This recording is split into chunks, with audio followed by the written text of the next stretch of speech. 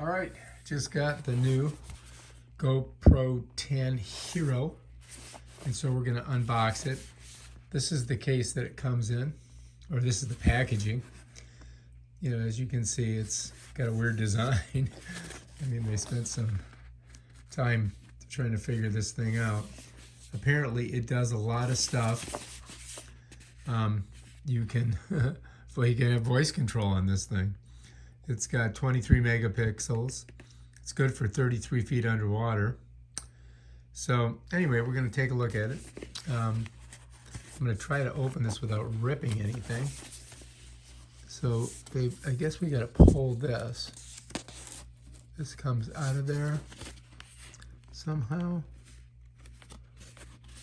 You would think. I mean, do they want me to?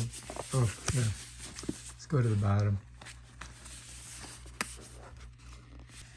Maybe, oh, here, we can cut it right here. See? All right, so to open it, you go to the bottom, and it's like opening cookies.